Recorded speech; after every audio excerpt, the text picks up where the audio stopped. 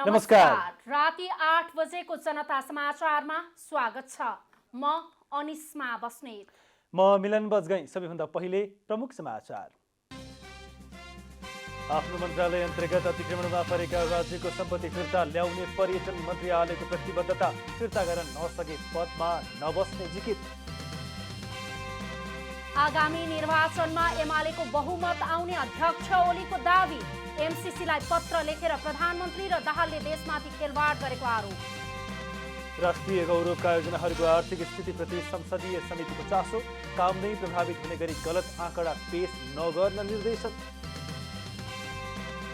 युक्रेनमा रहेका आफ्ना नागरिकलाई तत्काल युक्रेन छाड्न अमेरिकी राष्ट्रपति बाइडेनको आग्रह। परिस्थिति नाजुक बन्दै गएको भनाई। र 4 देशीय 2020 क्रिकेट सिरिजमा नेपालको शानदार जित। आयोजक ओमान 6 विकेटले पराजित।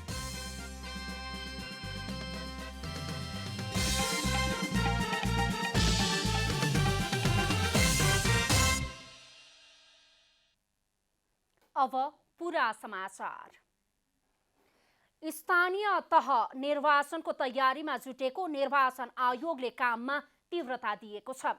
आगामी वैशाख 30 गते हुने स्थानीय तह निर्वाचनका लागि निर्वाचन नियमावली अनुसार आन्तरिक गृह कार्यलाई तीव्रता दिएको आयोगले जनाएको छ।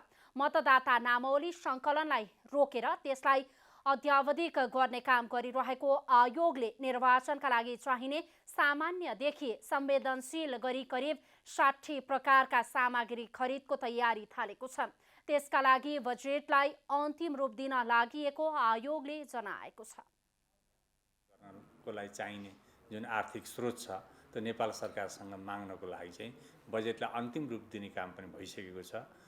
सम्भवतः अब आउने हप्ताको सुरुमै अथवा आइतबार सोमबारसम्म हामीले नेपाल सरकारसँग लाग्ने अनुमानित बजेट जुन अलि बढी वस्तुनिष्ठ हुन्छ त्यसलाई हामी माग गर्नेछौँ र नेपाल सरकारबाट बजेट प्राप्त भइसकेपछि खरिदका प्रक्रियाहरू द्रुत रूपमा अगाडि बढ्दछन्। निर्वाचन आयोगले निर्वाचन अधिकृतको कार्यालय स्थापना र जिल्लाहरूमा जनशक्तिको विवरण लिने काम समेत गरिरहेको आयोगले जनाएको छ। अहिले भइरहेका सबै कामहरू पूरा गरी एक साताभित्र निर्वाचन कार्यतालिका सार्वजनिक गरिने आयोगको भनाइरहेको छ। अहिले स्थानीय निर्वाचनका लागि कार्यविधि र निर्देशिकाको काम पनि अन्तिम चरणमा पुगेको आयोगले जनाएको छ। शाखाबाट निर्माण हुनुपर्ने स्थानीय तह निर्वाचनसँग सम्बद्ध विभिन्न कार्यविधिहरू तथा विभिन्न निर्देशिकाहरूलाई अन्तिम रूप दिने काम पनि तदारुकताका साथ अगाडि बढी नै रहेको छ। निर्वाचन कार्यतालिका अन्तर्गत कार्यविधि, बजेट तर्जुमा, दल दर्ता, मतदाता नामावली, उम्मेदवारी दर्ता, निर्वाचन अधिकृत नियुक्ति लगायतका विषयमा समेटिनेछन्। यसपटकको निर्वाचनमा करिब 1,80,00,000 भन्दा बढी मतदाता रहने आयोगले अनुमान गरेको छ। संस्कृति पर्यटन तथा नागरिक उड्डयन मन्त्री प्रेम बहादुर आलेले आफ्नो मन्त्रालय अन्तर्गतको अतिक्रमणमा परेका राज्यको सम्पत्ति फिर्ता ल्याउन नसके आफू एक सेकेन्ड पनि मन्त्री पदमा नबस्ने बताउनु भएको छ। शुक्रबार पर्यटन मन्त्रालयमा आयोजित दोस्रो त्रैमासिक प्रगति समीक्षा र मन्त्रालय स्तरीय समस्या समाधान समितिको बैठकलाई सम्बोधन गर्दै मन्त्री आलेले मातहतका अतिक्रमित सरकारी सम्पत्ति फिर्ता गर्न नसके आफू एक सेकेन्ड पनि पदमा नबस्ने बताउनु भएको हो। राज्यको दोहन भएका सम्पत्ति फिर्ता ल्याउनु आफ्नो कर्तव्य भएको उहाँले बताउनुभयो। विगतदेखि नै सरकारी जग्गाहरूमा अतिक्रमण भइराखेको भए पनि सम्बन्धित निकाय टुलु हेरेर बसेको भन्दै आफूले फिर्ता गराएरै छाड्ने मन्त्री आलेले दावी गर्नु भएको छ। मन्त्रालय सरोकारवाला, त्यसपछि पशुपति क्षेत्र विकास कोष सबैको हाम्रो त्यो साझा समस्या हो यो। त्यसलाई एक्टिभली हामी लागौँ। अब जग्गा गोठाटारमा तपाईँको 100 टहरा बनेर त्यहाँ तपाईँको अधिग्रहण भइरहेको छ। विगतदेखि हामी टुलु हेरेर बसेका छौँ। हामी जति दिन बस्छौँ देशको लागि काम गर्छौँ, राष्ट्रको लागि काम गर्छौँ, इमान्दारीका साथ काम गर्छौँ र यसमा कसैले पनि गल्ती नगर्नु होला। नेपालका क्यासिनोहरूले विगतमा मन्त्रीसँग सेटिङ गरेर कर नतिर्ने गरेको भन्दै उहाँले अहिले मन्त्रालय कर उठाउन लागेको बताउनुभयो। आफूले राम्रो काम गरिरहे पनि केही मिडियाहरू भने आफ्नो विरुद्धमा लागेको भन्दै उहाँले गलत समाचारमा विश्वास नगर्न आग्रह समेत गर्नुभयो। उहाँले मन्त्रालयमा परिवर्तन देखिने गरी काम गर्न निर्देशन पनि दिनुभएको छ।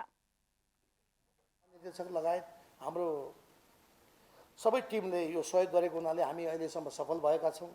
अब कहिलेकाहीँ त विभिन्न चाहिने मिडियामा अनलाइनहरूमा ती खरिदिएका अनलाइनहरू 10,000 20,000मा बिक्ने अनलाइनहरूले विभिन्न चाहिने मिडियामा चाहिने दिग्भ्रमित समाचारहरू सम्प्रेषण गर्छन्। तर त्यसमा कोही पनि तपाईँहरू चाहिँ त्यो नपर्नु होला, त्यो सत्य त होइन। मन्त्री आलेले पुँजीगत खर्चलाई वृद्धि गर्नेतर्फ सबैको ध्यान जानुपर्ने बताउनुभयो। स्वास्थ्य तथा जनसङ्ख्या मन्त्री विनोद खतिवडाले 12 वर्षदेखि माथिका सबै नेपालीलाई आगामी वैशाख मसान्तसम्म खोप लगाइसक्ने बताउनु भएको छ। मन्त्री खतिवडाले 12 देखि 17 वर्ष उमेर समूहका करिब 34 लाख बालबालिकाहरूलाई खोप दिने कार्य सुरु गरिएको जानकारी पनि दिनुभयो। कार्यकालको 100 दिन पूरा भएको अवसरमा आयोजित पत्रकार सम्मेलनमा स्वास्थ्य तथा जनसङ्ख्या मन्त्री विनोद खतिवडाले यसअघि 18 वर्षमाथिका नागरिकलाई चैत मसान्तभित्र खोप लगाइसक्ने लक्ष्य रहे पनि 12 वर्षमाथिका बालबालिकाका लागि पनि खोप आएकाले समय लम्बाइएको बताउनुभयो। सबै नागरिकलाई खोप लगाउनुका लागि आवश्यक खोपको मौजदात सुनिश्चित गरिसकेको भन्दै मन्त्री खतिवडाले खोप लगाउने दरलाई हेर्दा यो लक्ष्य तोकिएको समयभन्दा अगाडि नै पूरा हुने दावी गर्नुभयो। फागुन 1 गतेदेखि 18 वर्ष उमेर नआएका 6 महिना खोप लगाएको नागरिकहरूले बुस्टर डोज सबैले लगाउन सक्नुहुन्छ। खालि सुरुवातमा मात्रै हामीले फ्रन्टलाइनर र रोगी र वृद्धबाट सुरु गरेका थियौँ भने अब 1 गतेबाट यहाँहरूले विभिन्न खोप केन्द्रमा गएर दोस्रो खोप कार्ड लगाएको देखाएर सबै लाभग्राहीले लिन सक्नुहुनेछ। 18 माथिका 5-11 वर्ष उमेर समूहको बालबालिकालाई समेत कोभिड-19 विरुद्धको खोप प्रदान गर्न खोपको उपलब्धताको लागि पत्राचार भइसकेको छ, सुनिश्चित भइसकेको छ। हालसम्म 4,65,70,720 खोप प्राप्त भइसकेको र 3,48,25,601 मात्र खोप लगाइसकिएको उहाँले उल्लेख गर्नुभयो। कोभिड-19 परीक्षणको मूल्य घटाइएको पनि मन्त्री खतिवडाले जानकारी दिनुभयो। अनियमितता गर्ने प्रयोगशालाहरूलाई अस्पताल कारबाहीको दायरामा ल्याउने कार्य भइरहेको छ। पीसीआर परीक्षणको मूल्य निजी अस्पताल प्रयोगशालाहरूमा रु 2000 लिआएकोमा त्यसलाई घटाएर 1500 र सरकारी स्वास्थ्य संस्थाहरूमा 1000बाट घटाई 800मा झारिएको छ। मन्त्री खतिवडाले मन्त्रालयको जिम्मेवारी सम्हालिसकेपछि नसर्ने रोग रोकथाम तथा नियन्त्रण सम्बन्धी बहुक्षेत्रीय कार्ययोजना 2078-2083 मन्त्री परिषदबाट स्वीकृत भइसकेको समेत बताउनुभयो। त्यस्तै दिगो विकास लक्ष्य हासिल गर्ने उद्देश्यले सरकार र विकास साझेदारको संयुक्त पहलमा नेपाल स्वास्थ्य क्षेत्र रणनीतिक योजना 2079-2086 तर्जुमा कार्य सुरु गरिएको मन्त्री खतिवडाले बताउनुभयो। यसबीचमा 2200 आधारभूत स्वास्थ्य सेवा केन्द्रको भवन निर्माण कार्य सम्पन्न भएको, जर्मन विकास बैंकको सहयोगमा जिरी, रामेछाप र गोर्खामा सुविधा सम्पन्न अस्पताल भवन निर्माण कार्य सम्पन्न भई हस्तान्तरण समेत भइसकेको र 5, 10 तथा 15 बेडका 226वटा आधारभूत अस्पतालको टेन्डर प्रक्रिया भई कार्य प्रारम्भ भएको मन्त्री खतिवडाले जानकारी दिनुभयो। स्थानीय तहको सबलीकरणबाट नै संघीयतालाई परिणाममुखी बनाउन सकिने बागमती प्रदेशका मुख्यमन्त्री राजेन्द्र पाण्डेले बताउनु भएको छ। यसका लागि सबै दलका नेताहरूको आत्मविश्वास आवश्यक भएको उहाँले बताउनुभयो। बागमती प्रदेशका मुख्यमन्त्री राजेन्द्र पाण्डेले 60भन्दा बढी सिफारिसको अधिकार पाएका वडाध्यक्ष र स्थानीय तहले न्यायिक सुनवाईको अधिकार समेत पाएकाले एउटा कार्यपालिका, व्यवस्थापिका र न्यायपालिकाकै अभ्यासमा लाग्नुपर्ने बताउनु भएको छ। रूपान्तरित व्यवस्थापिकामा छँदा स्थानीय तहमा कति अधिकार राख्ने दुविधा आएको स्मरण गर्दै नेता पाण्डेले आफू सुरुबाट नै स्थानीय तहको सबलीकरणको पक्षमा रहेको बताउनुभयो। जमिन त को टेकेर बसेको छ भन्दा त्यही वडा अध्यक्षको त जमिन छ। यो देशभरिमा 6743 वटा वार्डहरू छन्। वडा अध्यक्ष पनि 6743 वडा अध्यक्ष छन्। तिनका भन्दा बाहेक जमिन छ र छैन नि? त्यही वडा अध्यक्षले टेक्या भन्दा बाहेक जमिन त छैन। त्यस हुनाले विषय पनि त्यही वडा अध्यक्षले जान्दछ, उसैले भोग्या हुन्छ। त्यस हुनाले सिफारिस गर्ने अधिकार उसैलाई दिनुपर्छ। बिग्रियो हतकडी लाउनु पर्छ भने उही जाओस्। पहिलेको तुलनामा स्थानीय तहमा बढी बजेट जाने र बढी जनसहभागिता हुने भएकाले पनि जनताहरू स्थानीय तहका जनप्रतिनिधिको घुँडामा रुन सक्ने अवस्थाको सिर्जना गर्न प्रत्येक स्थानीय तहले वातावरण बनाउनु पर्ने उहाँको जिकिर छ। स्थानीय तहमा कार्यपालिका सङ्घमा जस्तै क्याबिनेटको अभ्यासमा गएकाले विभिन्न क्षेत्रका जिम्मेवारी पाएका वडाध्यक्षहरू आफ्नो वडामा मात्र केन्द्रित नभएर समग्र पालिकालाई सफल बनाउन लाग्नुपर्ने उहाँको आग्रह छ। स्थानीय तह एउटा छुट्टै सरकारको अभ्यासमा गए पनि बजेट पेश गर्दा कार्यकारी प्रमुख र सभामुखको अभ्यास नभएकोमा आगामी दिनमा त्यसलाई समेट्न सके स्थानीय सरकार थप मजबुत हुने उहाँको विश्वास छ। केन्द्रमा पनि प्रदेशमा पनि यहाँ पनि क्याबिनेट सिस्टम हो। त्यो क्याबिनेट सिस्टम अहिले पनि राम्रोसँग लागू भएन। वडा अध्यक्षलाई पनि वडा अध्यक्ष भएर एउटा वडा थन्केर बस्नुहोस् भने होइन हामीले। तपाईँलाई शिक्षा क्षेत्र हेर्ने है, वडा नम्बर 7 को वडा अध्यक्ष शिक्षा क्षेत्र हेर्ने भन्यो भने वडा अध्यक्षको दिमागमा चाहिँ त्यो शिक्षा देशी होस्, मेरो वडा चाहिँ हेर्नुपर्छ भन्ने हुन्छ है। त्यस हुनाले हामीले जे बनाउनु खोज्यौँ त्यो अलि मिलिरहेको छैन प्र्याक्टिकल्ली। आगामी दिनमा यो सुध्रिएला। महालक्ष्मी नगरपालिकाका प्रमुख राजेश्वर श्रेष्ठले असुल उपर बेरुजुलाई खराबीका रूपमा लिन सकिने भए पनि नियमित गर्नुपर्ने, पेस्की गर्नुपर्ने बेरुजुलाई सोझै भ्रष्टाचारका रूपमा नबुझ्न आग्रह गर्नुभयो। बेरुजुलाई सकभर कम गर्दै पारदर्शी बनाउन आफूहरू प्रयत्नशील रहेको उहाँको दाबी छ। नगरपालिकामा सुशासन कायम गर्ने, नगरपालिकामा भ्रष्टाचार शून्य सहनशीलता अपनाउने र नगरपालिकामा चाहिँ लिप प्रदान गर्ने सेवाहरू वडा कार्यालयदेखि नगरपालिका कार्यालयले समेत पनि प्रवाह गर्ने सेवामा चुस्त दुरुस्त र पारदर्शिता कायम गर्नेतर्फ हामी लागिरहेछौँ। महालक्ष्मी नगरपालिका वडा नम्बर 7 को वडा कार्यालय भवनको उद्घाटन गर्दै बागमती प्रदेश सभा सदस्य माधव प्रसाद पौडेलले योजना तर्जुमा गर्दा सबै एकाइहरूबीच एकरूपता भएमा त्यो परिणाममुखी बन्ने बताउनुभयो। कार्यक्रममा प्रतिनिधि सभा सदस्य कृष्णलाल महर्जन, जनप्रतिनिधिहरू, विभिन्न राजनीतिक दलका प्रतिनिधि, समाजसेवी एवं स्थानीयहरूको उपस्थिति थियो। क्यामेरामा जयराज थपलियाका साथ विकास पौडेल, काठमाडौँ। प्रमुख प्रतिपक्षी दल नेकपा एमालेका अध्यक्ष केपी शर्मा ओलीले तीनवटै तहको निर्वाचनमा आफ्नो पार्टीले बहुमत ल्याउने दावी गर्नुभएको छ। पार्टीले तय गरेको स्थानीय तह निर्वाचन प्रशिक्षण तथा अभिमुखीकरण कार्यक्रमलाई शुक्रबार भर्चुअल्ली शुभारम्भ गर्दै अध्यक्ष ओलीले स्थानीय, प्रदेश र सङ्घीय तीनवटै तहको निर्वाचनमा आफ्नो पार्टीले बहुमत ल्याउने बताउनु भएको हो। उहाँले सत्तारूढ गठबन्धनलाई बत्ती निभाएर वा मतपत्र च्यातेर चुनाव जित्ने सपना नदेख्न पनि चेतावनी दिनुभयो। आफ्नो पार्टीले निर्वाचनबाट कसैलाई पनि भाग्न नदिने अध्यक्ष ओलीको भनाइ थियो।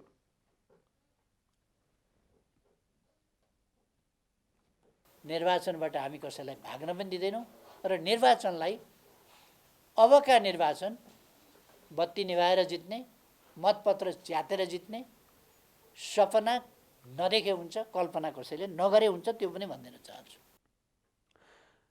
अध्यक्ष ओलीले प्रधानमन्त्री शेरबहादुर देउवा र माओवादी केन्द्रका अध्यक्ष पुष्पकमल दाहालले एमसिसीलाई पत्र लेखेर देशमाथि गम्भीर खेलवाड गरेको आरोप लगाउनुभयो। उहाँले सभामुख अग्निप्रसाद सापकोटाले अनधिकृत ढङ्गले संसदमा निर्णयार्थ पेश गरिएको एमसिसी सम्झौता अघि बढ्न नदिएको भन्दै आपत्ति समेत जनाउनुभयो।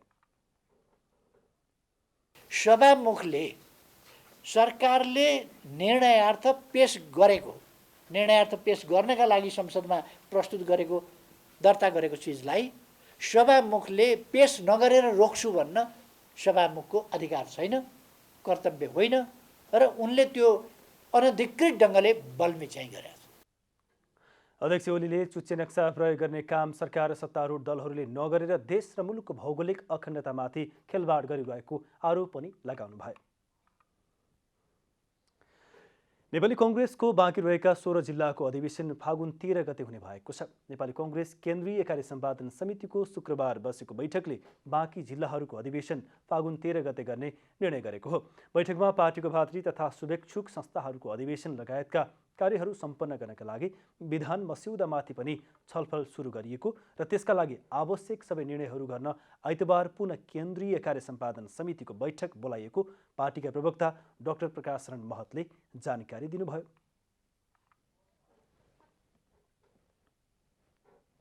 विधानहरूलाई परिमार्जित गरेर पेश गरेका थियो, त्यो पास भएको थिएन। ती विधानहरू पनि आज प्रस्तुत भएको छ। पर्सिको मिटिङमा सबै कार्य सम्पादनका सदस्य साथीहरूले पढेर त्यो पर्सि नै छलफल गरेर त्यो पनि पारित गर्ने। बिहिबारबाट सुरु भएको बैठक मूलतः स्थानीय तह निर्वाचनबारेको छलफलमा केन्द्रित रहेको नेता अर्जुन नरसिंह केसीले बताउनुभयो। त्यो स्थानीय निर्वाचनदेखि लिएर भ्रातृ संस्थाहरूसम्म र नेपाली कङ्ग्रेसको सङ्गठन सुदृढीकरण गर्नेदेखि लिएर शुभेच्छुक संस्था लगायतको अहिले सम्पूर्ण रूपबाट चाहिँ नि स्थानीय निर्वाचन केन्द्रित छलफल नै हो। त्यो छलफलमा आफ्नो आफ्नो दृष्टिकोण सबै साथीहरूले राखिराख्नु भएको छ। अहिले अन्तिम निष्कर्षमा हामी केही पुगेका छैनौँ। बैठकमा नेताहरूबीच एमसिसी संसदबाट पारित गरेर जानुपर्छ भन्ने विषयमा एकमत रहेको नेपाली कङ्ग्रेसले जनाएको छ। जनता समाचारमा अब छोटो विश्राम।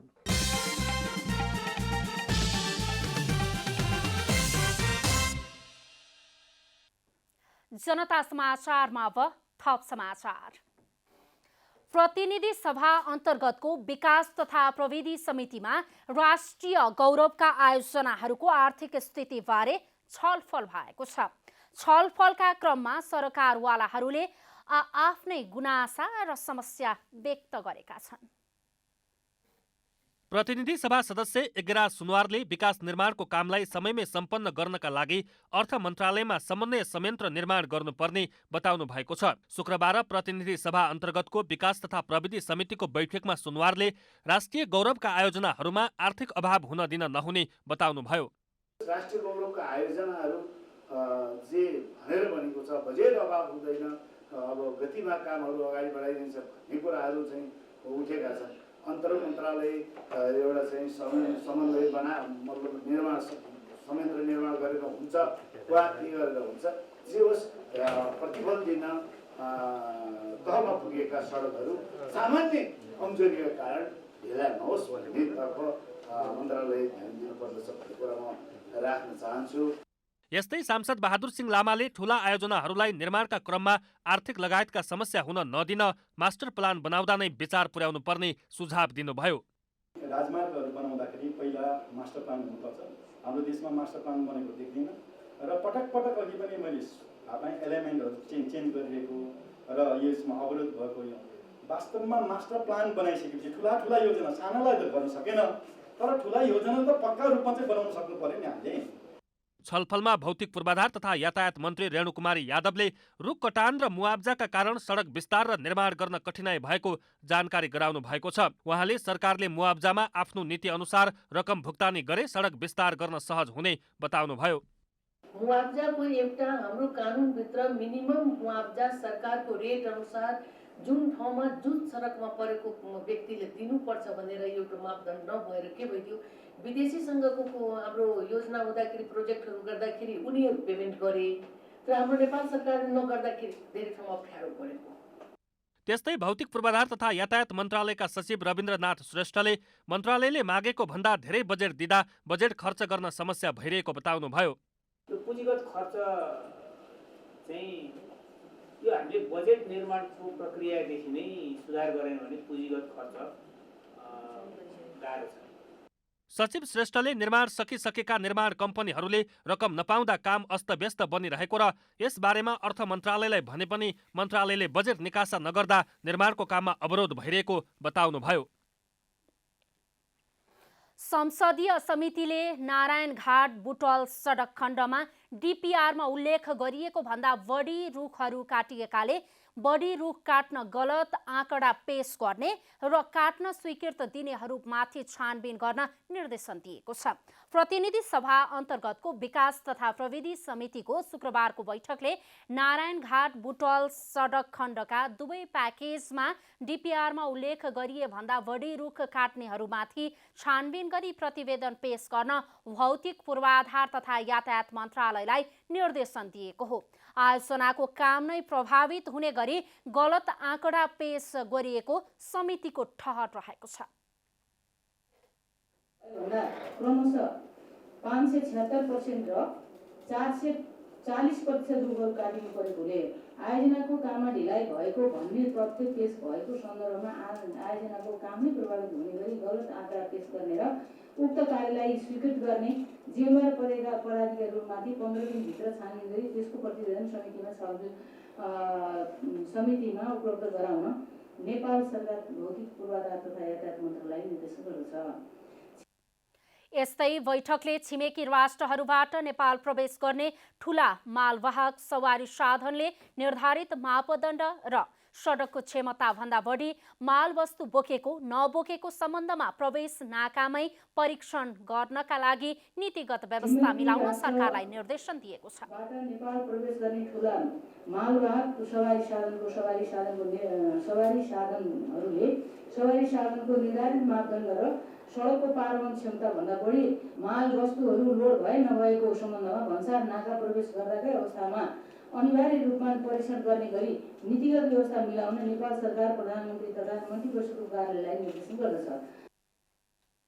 समितिले समितिबाट स्थलगत अध्ययन अवलोकन भ्रमण भई तयार पारिएको नारायणघाट बुटवल सडक खण्डको स्थलगत अध्ययन अवलोकन भ्रमण प्रतिवेदन 2078 र मदन भण्डारी लोकमार्गको स्थलगत अध्ययन भ्रमण प्रतिवेदन 2078 लाई पारित गर्दै प्रतिवेदनले निर्दिष्ट गरेका विषयमा कार्यान्वयनका लागि सो प्रतिवेदन सरकारका सरकारवाला मन्त्रालय तथा निकायहरूमा पठाउने निर्णय पनि गरेको छ।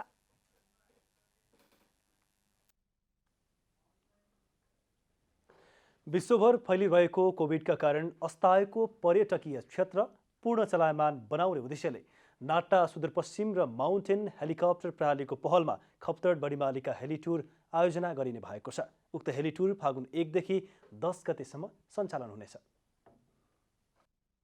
कारण करिब 2 वर्षदेखि आक्रान्त छ। अग्ला हिमाल र सुन्दर ठाउँ भएको नेपालमा पर्यटनको उच्च सम्भावना भए पनि कोरोनाको जोखिमका कारण शिथिल छ। विभिन्न ऋतुमा पर्यटकहरू घुम्न आउने हिमालयहरूमा आजभोलि खासै पर्यटक देखिँदैनन्। विश्वकै सुन्दर स्थानमा पर्ने पर्यटकीय देश नेपाल आन्तरिक तथा आगन्तुक पर्यटकहरूको पर्खाइमा छ। पर्यटकहरूको पर्खाइमा रहेका पर्यटन व्यवसाय पनि पर्यटकको आगमनको प्रतीक्षामा बसेका छन्। विगत 2 वर्षदेखि कोभिडका कारण ठप्प भएको पर्यटन क्षेत्र पुनः चलायमान बनाउने उद्देश्यले सुदूरपश्चिमको आवाज पर्यटनको विकास मूल नाराका सहित माउन्टेन हेलिकप्टर प्रणाली र नाटा सुदूरपश्चिम प्रदेशको सहकार्यमा खप्तड बढीमालीका हेली टुर आयोजना गरिने भएको छ। एउटा भोलिको दिनमा आज हामीले यसरी त्यो क्षेत्रको त्यो प्रदेशको बढीमालीका खप्तडको हामीले प्रचार प्रसार गर्न सक्यौँ र त्यहाँ व्यापकता ल्याउन सक्यौँ भने भोलिको दिनबाट त्यहाँ पर्यटकहरू बढ्न गई हामीले मुनाफा लिने भोलिको दिनलाई मात्रै हामीले टार्गेट बनाएका छौँ। हिउँको मौसम भएको हुँदा आन्तरिक पर्यटकहरूलाई खप्तड र बढीमालिकाको दर्शन तथा हिउँसँग स्पर्श गराउने उद्देश्यले हेली टुर आयोजना गरिएको हो। प्रेस मिटको माध्यमबाट म नाटा केन्द्रको अध्यक्षको हैसियतले, म पर्यटन व्यवसायीको हैसियतले, म पर्यटन अभियन्ताको हिसाबले कमसेकम त्यहाँ सम्भावना हुने र दिन मिल्ने पर्मिसन दिइदिनु पर्यो। ओझेलमा परेको सुदूरपश्चिममा पर्यटकहरू घुम्न आउने थुप्रै ठाउँहरू रहेका छन्। सुदूरपश्चिमबाट नै पर्यटकीय स्थल सुरु हुन्छ भन्दा पनि फरक नपर्ला। अहिले यो सुस्ताएको एक किसिमको पर्यटनको अवस्थामा यस्ता गतिविधिले स्वाभाविक रूपमा चाहिँ हाम्रो सुस्ताएको पर्यटनलाई उठाउँछ भन्ने कुरामा हामी विश्वस्त छौँ। नाटा सुदूरपश्चिम प्रदेशले पर्यटन प्रवर्धनका लागि विभिन्न कार्यक्रम पनि गर्दै आएको छ। वर्षलाई भन्नुभयो प्रकृतिले धेरै कुराहरू दिएको तर कता कता हामीले के गर्न नसकेको अवस्था चाहिँ हो।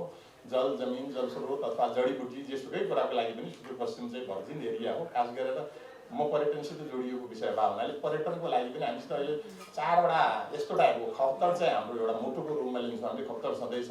10 दिनको अवधिमा कम्तीमा पनि 350 आन्तरिक पर्यटकलाई खप्तड र बढीमालिका भ्रमण गराउने लक्ष्य नाटा सुदूरपश्चिम र होटल व्यवसाय एवं समाजसेवी दीपक खड्काको छ। क्यामेरामा शैलेन्द्र गोविन्द अमात्यका साथ यशोदा चौलागाई, काठमाडौँ। पछिल्लो 24 घण्टामा देशभर 1128 जनामा कोरोना संक्रमण पुष्टि भएको छ। स्वास्थ्य तथा जनसङ्ख्या मन्त्रालयका अनुसार पछिल्लो 24 घण्टामा 20,989 जनामा कोरोना परीक्षण गर्दा उक्त सङ्ख्यामा संक्रमण पुष्टि भएको हो। यस्तै पछिल्लो 24 घण्टामा कोरोना संक्रमणबाट थप 14 जनाको मृत्यु भएको छ। शुक्रबार 2215 जना संक्रमण मुक्त भएका छन्। हाल देशभर 27,441 सक्रिय संक्रमित रहेको मन्त्रालयको तथ्याङ्क रहेको छ। प्रधान सेनापति प्रभुराम शर्माले कञ्चनपुरको सदरमुकाम महेन्द्रनगर स्थित सालघारी क्षेत्रमा निर्माणाधीन होल्डिङ सेन्टरको निरीक्षण गर्नुभएको छ। रक्षा सचिव किरण राज शर्मा सहित सुदूरपश्चिम प्रदेश पुग्नुभएका सेनापति शर्माले शुक्रबार बिहान 1000 क्षमताको सो निर्माणाधीन होल्डिङ सेन्टर निरीक्षण गर्नुभएको हो। गत वैशाख महिनामा नेपाल सरकारको मन्त्री परिषद बैठकको निर्णय बमोजिम नेपाली सेनाले निर्माण गर्ने भनिएको होल्डिङ सेन्टर निर्माण कार्य अन्तिम चरणमा पुगेको छ। नेपाली सेना मार्फत होल्डिङ सेन्टर निर्माणको ठेक्का पाएको हनुमान कन्स्ट्रक्सन प्रणालीले सेन्टरको निर्माणको कार्य अन्तिम चरणमा पुगेको जनाएको छ। सो कन्स्ट्रक्सनका साइट इन्चार्ज लक्ष्मण सापकोटाले होल्डिङ सेन्टरको निर्माण कार्य 95% सकिएको र बाँकी काम यही फागुन मसान्तभित्र सम्पन्न गरी सम्बन्धित प्रदेश सरकारलाई हस्तान्तरण गर्ने जानकारी प्रधान सेनापति शर्मालाई गराउनु भएको थियो। अलिकति ढिला सुस्ती भयो, नत्र हामी सक्छौँ। काम चाहिँ अहिले 95% भन्दा माथि भइसकेको छ। रङ रोगन र मेडिकल बेडहरू इन्स्टलेसन, ढोकाहरू इन्स्टलेसन गर्न बाँकी छ। केही ढोकाहरू बाँकी छ। लगभग हामी वेदरले साथ दियो भने रङ रोगन गर्ने काम सबै सम्पन्न गर्न, ह्यान्डओभर गर्न हामी फागुन मसान्तसम्म गर्छौँ भन्ने। सेनाको श्री नम्बर 25 बाहिरी अड्डा भगतपुर ब्यारेकले होल्डिङ सेन्टरको निर्माणको काम हेरिरहेको छ। बाहिनीले निर्माण कार्यको अनुगमन तथा सुपरिवेक्षण गर्ने गरेको छ। निरीक्षणका क्रममा प्रधान सेनापति शर्माले पारदर्शी ढङ्गले सो सेन्टरको बाँकी काम छिट्टै सम्पन्न गर्न निर्माण कम्पनीलाई निर्देशन दिनुभयो। उहाँले सो सेन्टर निर्माणका लागि सरकारले बजेटको अभाव हुन नदिने विश्वास समेत व्यक्त गर्नुभयो। बुढाउनेको पनि 5000, त्यो स्ट्यान्ड राख्नेको पनि 5000 चाहिँ भन्ने भएको छ। किनकि जे परेको छ त्यही नै हुनुपर्छ। बढी भएपछि फिर्ता हुनुपर्छ। के अरे नपुग पैसा माग्नुपर्छ।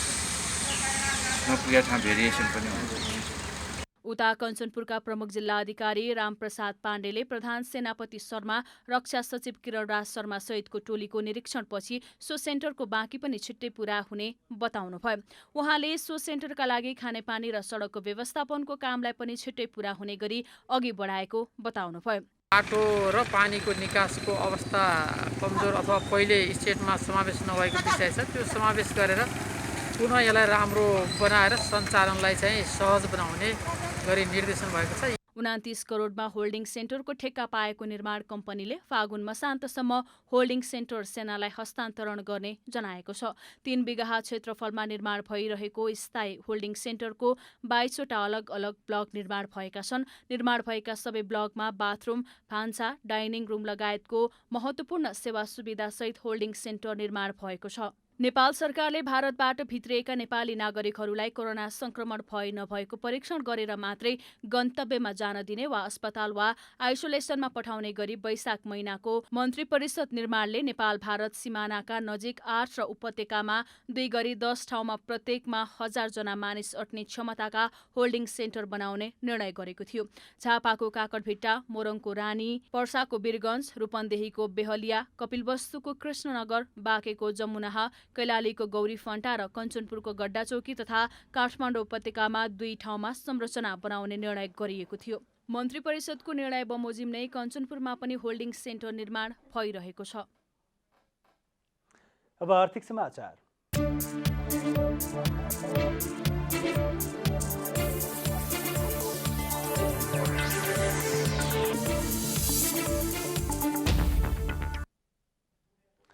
नेपाल डेरी एसोसिएसन र डेरी उद्योग सङ्घले दुग्ध विकास संस्थानले कायम गरेको दुधको उपभोक्ता मूल्य नमान्ने बताएका छन्।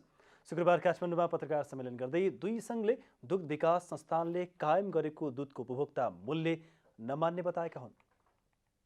पत्रकार सम्मेलनमा नेपाल डेरी एसोसिएसनका अध्यक्ष राधाकृष्ण सापकोटाले डीडीसीले आफ्नै सम्मिलित भएर गरेको निर्णयलाई लत्याएको भन्दै अब नेपाल डेरी एसोसिएसन र डेरी उद्योग सङ्घ आफ्नो ढङ्गबाट अघि बढ्ने बताउनुभयो। उहाँले अबका दिनमा आफूहरू दुग्ध विकास संस्थान सँगसँगै जान नसक्ने र किसानलाई संस्थानको भन्दा 2 रुपियाँ बढी दिने र उपभोक्तासँग 10 रुपियाँ बढी लिने बताउनुभयो। नेपाल डेरी एसोसिएसन र डेरी उद्योग सङ्घले दुधको प्रति लिटर मूल्य 10 रुपियाँले बढाएर 86 रुपियाँ बनाउने निर्णय गरेको अध्यक्ष सापकोटाले बताउनुभयो।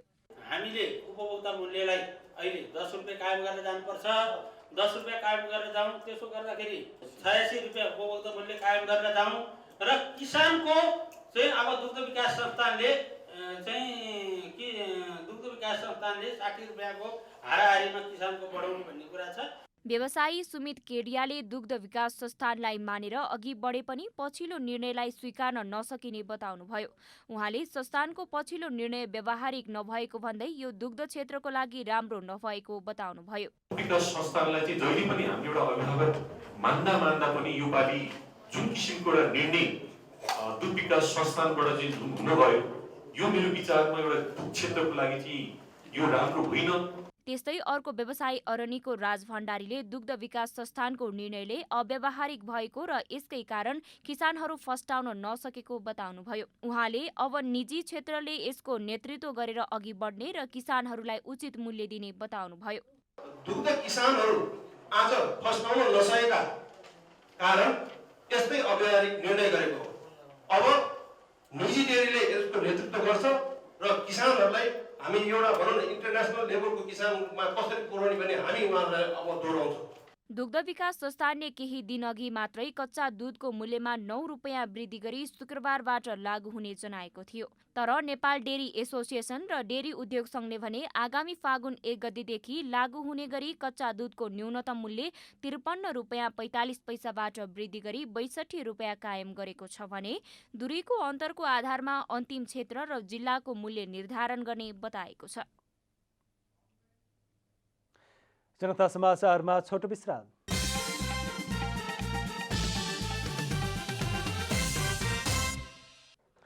अब खेलकुद समाचार।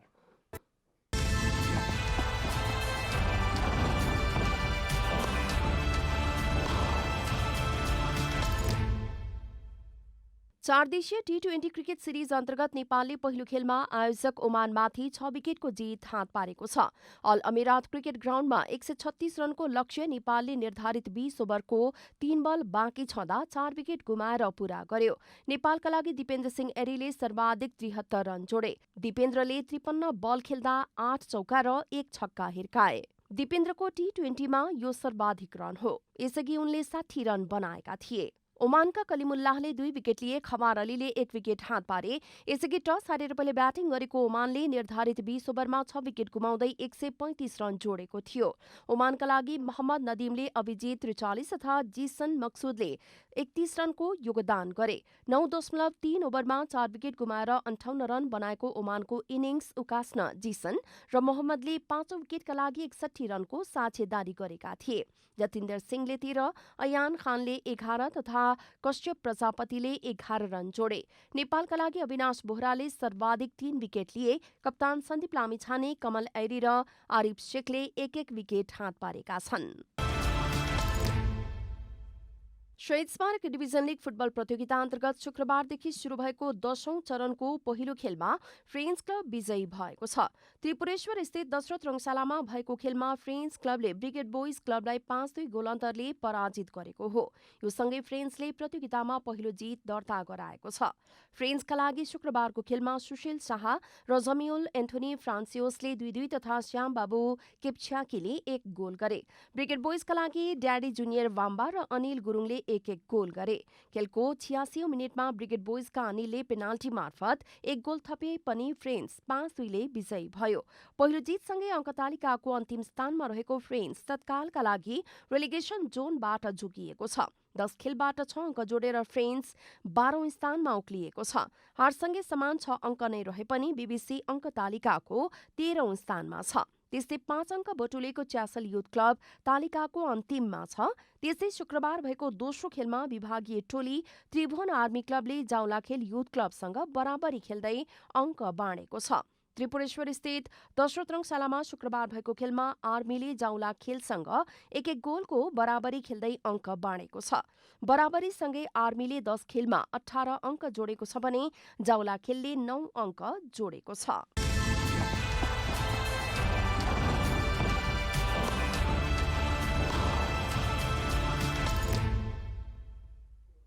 अब मौसम समाचार।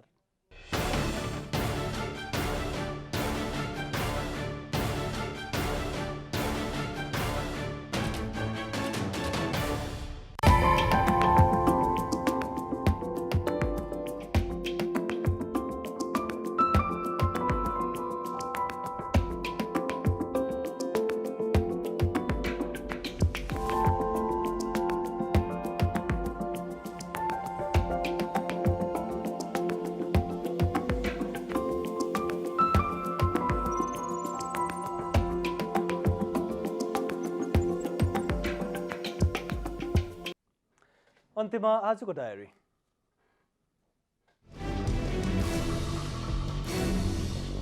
आगामी वैशाख 30 गते हुने स्थानीय तह निर्वाचनका लागि निर्वाचन नियमावली अनुसार आन्तरिक गृह कार्यलाई तीव्रता दिएको निर्वाचन आयोगले जनाएको छ।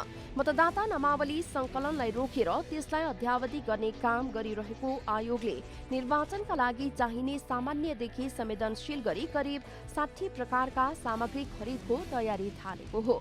त्यसका लागि बजेटलाई अन्तिम रूप दिन लागि आयोगले जनाएको छ। संस्कृति, पर्यटन तथा नागरिक उड्डयन मन्त्री प्रेम बहादुर आलेले आफ्नो मन्त्रालय अन्तर्गतको अतिक्रमणमा परेका राज्यको सम्पत्ति फिर्ता ल्याउन नसके आफू एक सेकेन्ड पनि मन्त्री पदमा नबस्ने बताउनु भएको छ। विगतदेखि नै सरकारी जग्गाहरूमा अतिक्रमण भइराखे तापनि सम्बन्धित निकाय ठुलो हेरेर बसेको भन्दै राज्यको दोहन भएका सम्पत्ति आफूले फिर्ता गराएरै छाड्ने मन्त्री आलेले दावी गर्नुभयो। प्रमुख प्रतिपक्षी दल नेकपा एमालेका अध्यक्ष केपी शर्मा ओलीले 3वटै तहको निर्वाचनमा आफ्नो पार्टीले बहुमत ल्याउने दावी गर्नुभएको छ। अध्यक्ष ओलीले सत्तारूढ गठबन्धनलाई बत्ती निभाएर वा मतपत्र च्यातेर चुनाव जित्ने सपना नदेख्न पनि चेतावनी दिनुभयो। आफ्नो पार्टीले निर्वाचनबाट कसैलाई पनि भाग्न नदिने ओलीको भनाइ छ। अमेरिकी राष्ट्रपति जो बाइडेनले युक्रेनमा रहेका आफ्ना नागरिकलाई तत्काल युक्रेन छाड्न आग्रह गर्नुभएको छ। परिस्थिति नाजुक बन्दै गएको भन्दै बाइडेनले रुसले युक्रेनमा आक्रमण गरे पनि अमेरिकीहरूको उद्धारका लागि सेना नपठाउने बताउनु भएको छ। सोचेभन्दा परिस्थिति ज्यादै फरक र भयानक रहेको भन्दै बाइडेनले आफ्ना नागरिकलाई सतर्क रहन र सकेसम्म छिटो युक्रेन छाड्न सजग गराउनुभयो। शहीद स्मारक डिभिजन लीग फुटबल प्रतियोगिता अन्तर्गत शुक्रबारदेखि सुरु भएको 10औं चरणको पहिलो खेलमा फ्रेन्च क्लबले ब्रिगेड बोइज क्लबलाई 5 गोल अन्तरले पराजित गरेको छ। यो सँगै फ्रेन्चले प्रतियोगितामा पहिलो जित दर्ता गराएको छ। पहिलो जितसँगै अङ्क तालिकाको अन्तिम स्थानमा रहेको फ्रेन्च तत्कालका लागि रेलिगेसन जोनबाट जोगिएको छ।